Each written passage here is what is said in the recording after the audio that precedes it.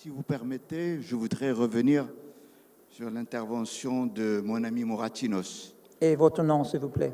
Fathallah Walalou, je suis un ancien ministre d'économie et de finances marocain. I would like to talk about the previous intervention. I am a former minister of economy and finance in Morocco. I believe that you are right to mention the historical importance of 2017. You mentioned the 100th anniversary of the Balfour Declaration, as well as the 70th anniversary of the First Israeli-Egyptian War and the establishment of the Israeli state, as well as the 1957 war. In spite of the uncertainty in the region, it is very important, just as you mentioned, for Europeans to make the initiative.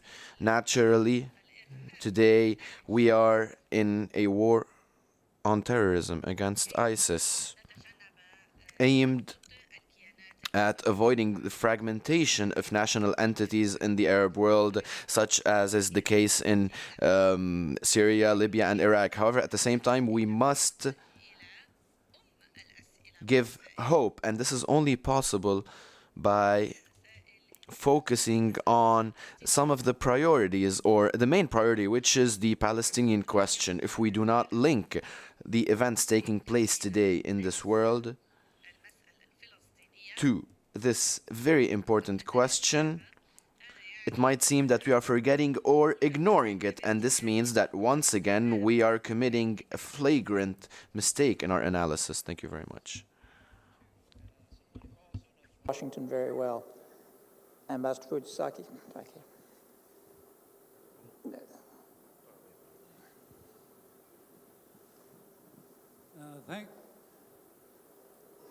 Thank you, Jim, for giving me the floor.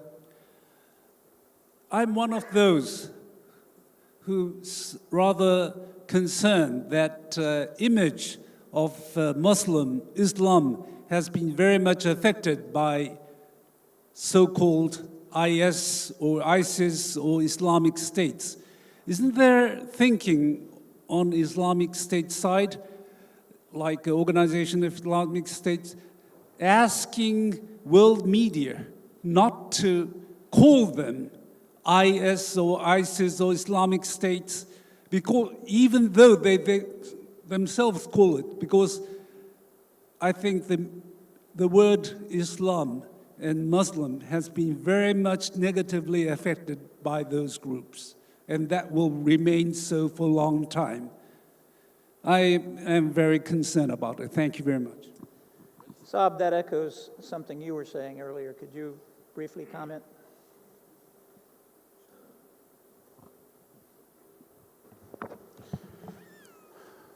Well, with all due respect to Christianity and Judaism, the teachings of our Quran and the teachings of our Sunnah could be the basis for humanity as a whole, all aspects of life. And as I said, when we're supposed to go to mosques, we're supposed to go and worship God. And God created us and pledged to protect us. There are some thugs today, some criminals, who go to mosques and they tell us that God needs protection, so they take his role. And yes, I agree with you. It's not the Islamic countries, it's not the Islamic Conference, it's not the OIC. It's the Arab thinker, the Arab writer. Where are we? Where are the books showing the corruption of these people?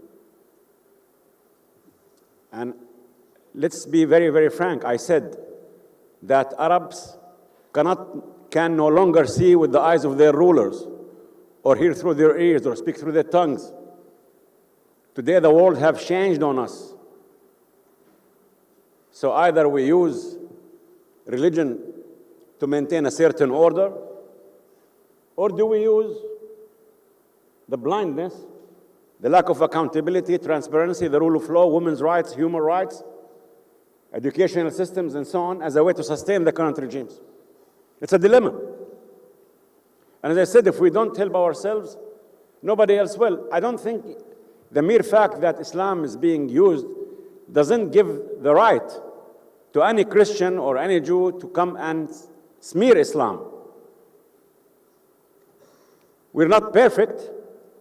Christians are not perfect. Jews are not perfect. But if some Jew or some Christian commit an act of a crime, and many of them have committed this, we don't have a term calling it Jewish terrorism or Christian terrorism. It's this, if we were going to go back, why is the rise of the national right wing in the West coming? It could be that those thugs going to mosques to use God have succeeded. And as I said, I don't want to elaborate much on my short time on this, but this is our job as a whole. This is our job as Americans, Palestinians, Moroccans, Arabs, Jews. The question, how to defeat these forces of extremism. And this extremism, employment of religion, does not confine itself to mosques. There are those who go to churches to use God. And there are those who go to synagogues to use God. And this should stop. I think we have time for two more questions. We'll take one here and then one here. Michel Fouché from France. Question for Itamar Rabinovich. I think you are absolutely right to express the view that an internal view of the region should be built. One reason why I think it's historical one, external vision was hegemonic is, and we say that today in Syria, for example, that anytime you have a conflict, a divergence between political forces, they are immediately asking for support from outside. This is the case in Syria. It's a mess. So an internal problem is only becoming an international one. If we follow your view, is it wise always to wait for what will be decided in Washington? I'm not referring to Israeli-Palestinian, but in Syria, when the real position in Washington was expressed by President Obama, we don't have a dog in this fight. You don't have specific, important American national interests in Syria. So why don't we promote a regional solution, a first step between major regional power, Saudi Arabia, Iran first, Turkey, maybe Israel after? Why do we always wait for EU solution, Russian one, American one, when the reality is that regional power are more and more active supporting political forces fighting for power? Itamar? Yeah. Unfortunately, the answer to your question in the Syrian context is very clear, because it is a conflict fought on three levels: it's domestic, Syrian, it's regional, and it's international. And the regional is very, very stiff. I mean, for Iran, Syria is a major investment. The future of Hezbollah in Lebanon depends on the outcome in Syria. The Iranians are willing to go a very long way to keep Bashar al-Assad in power. Others have different views: Turkey, Saudi Arabia, Qatar, Jordan. And it's very difficult to overcome these differences. So you have all these levels feeding one another. Syria was mentioned, so brief intervention. شكرا. Thank you very much. The fact of the matter is, I would like to clarify my opinion on what Mr. Xiaosheng said, as well as the question about intervention in Syria. First and foremost,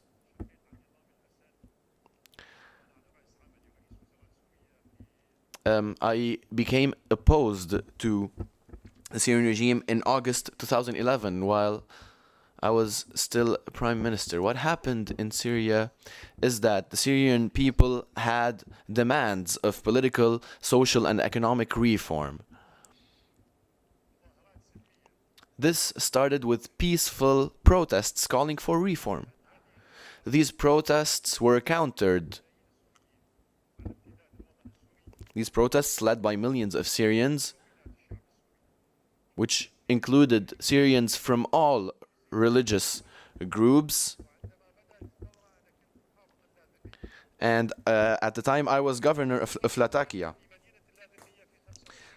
The protest started in March 25th in Latakia, and this included Christians, Shia, Sunni, Alawis, people from all religious groups or confessions. There was no civil war between the Sunni and the Shia at the time. However, these protests were countered by the Syrian regime with weapons. This compelled Syrians to defend themselves. The participation of Iran in the war, just as our colleague here mentioned earlier, through the Iranian Revolutionary Guard, this led to the rise of sectarian tensions in the region. Intervention in the Syrian situation, I hope that the Chinese delegate would clarify this question, because intervention started with Iran and followed by Russia. We hope that China will play a major role in this regard in order to come up with a political solution to the Syrian crisis, and for China to play an exceptional role in this process. These interventions, these foreign interventions, were not brought upon the country by the people, but by the regime, in particular by Iran, due to its expansionist tendencies. This led to the exacerbation of sectarian tensions, thus undermining regional and international security and stability. As a result of these Iranian interventions, we see the rise of ISIS and extremism. This extremism is not limited to Sunni groups, but also Shia, Christian, and Jewish extremism. We see extremism in all of its forms. Terrorist extremism is the result of false practices by others. I hope that this is clear. What happened in Syria was a revolution, legitimate demands by the Syrian people. However, foreign intervention by Iran and Russia is what complicated matters and made them what they are today. Thank you very much. Word has been promised. It has to be very brief to the distinguished gentleman here.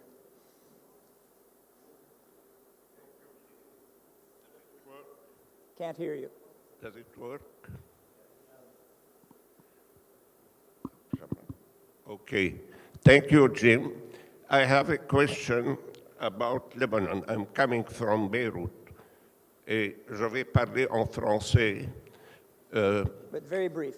Yes, in French. Au Liban, nous avons près de 2 millions de réfugiés. In Lebanon, we have around 2 million Syrian refugees. The refugee problem is a source of instability. So the problem is not only the war in Syria, but rather the issue of refugees, which is a large source of instability, and it is expanding to Europe. So my question is the following to His Excellency Mr. Hijab. In Syria, do you have safe zones outside of the conflict-ridden zones, perhaps? Do you have safe regions that, under the supervision of the United Nations, are able to receive Syrian refugees from neighboring countries? This is my question, my first question. In Syria, I'm going to ask Itamar to answer it.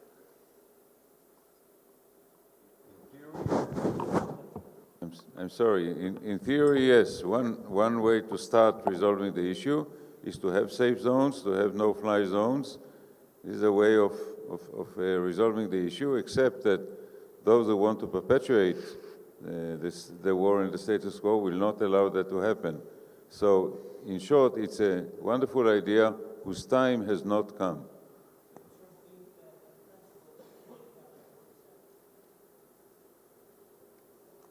لو سمحت. I'm sorry, I didn't get the question.